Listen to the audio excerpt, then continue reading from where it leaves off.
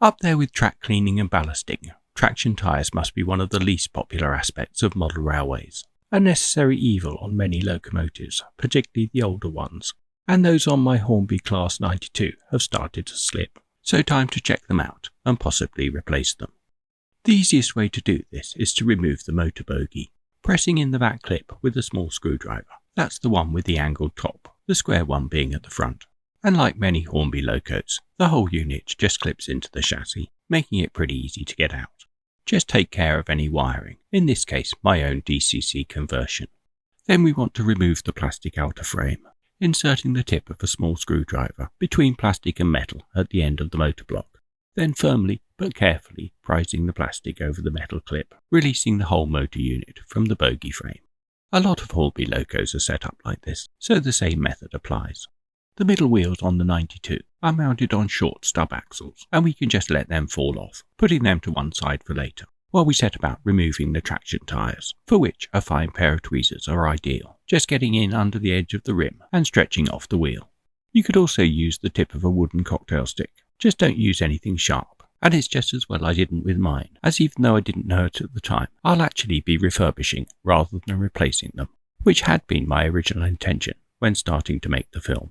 My replacements from eBay are genuine enough, and I went for a pack of 4 rather than the full 10 pack from the Hornby online shop, paying a little bit more per tyre, but still giving me more than I need, without loads of leftovers. Now the mistake I made is that even though the tyres are made for a Hornby Class 92, they're just not for my Class 92, only the newer ones, and we can see quite a bit of difference with the ones I've just taken off. This is entirely my fault, as I should have realised that my loco wasn't listed amongst the R numbers on the product. So a change of tack for the film, and with hopefully the right ones on order, I thought I'd give refurbishing a go, and see if I can't revive them, while I wait for the others to arrive. You never know, I might not need them after all. The first thing to deal with is any crud that's built up on the outside of the tyre, mostly oily deposits picked up from the track, not only in itself causing the wheel to slip, but hardening the surface of the rubber, reducing its grip. So a bit of lighter fluid on a cotton bud should dispatch that fairly easily, and you can clearly see how much I've taken off. Next we want to set about softening the surface, for which I'm using glycerin, a tip I picked up from the radio-controlled car fraternity, more usually found in the medicine cabinet for soothing sore throats or chapped skin.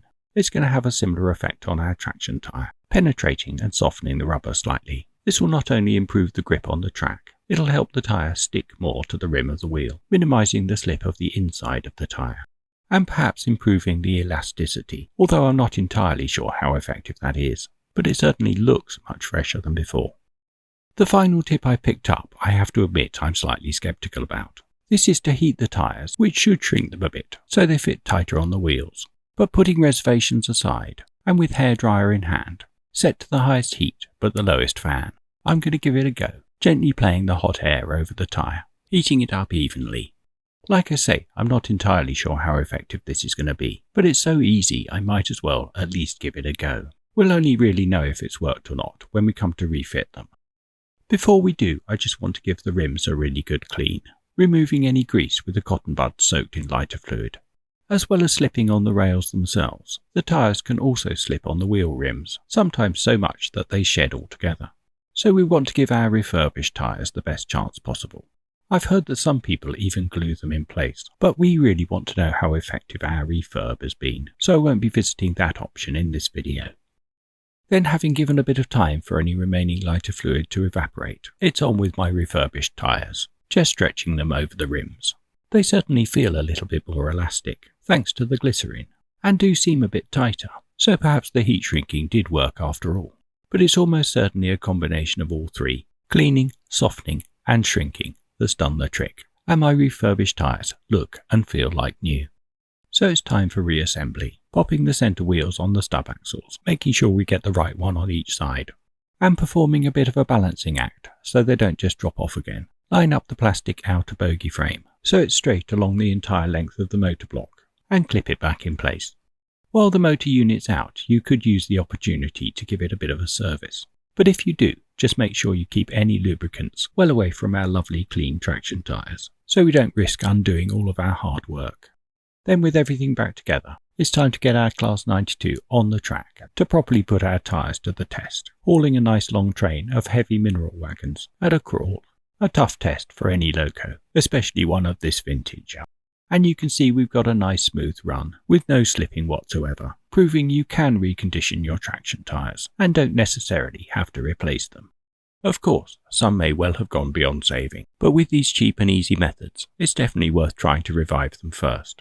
And better still, add them to your loco servicing schedule, keeping your tyres clean, soft and elastic, and hopefully improving their lifespan.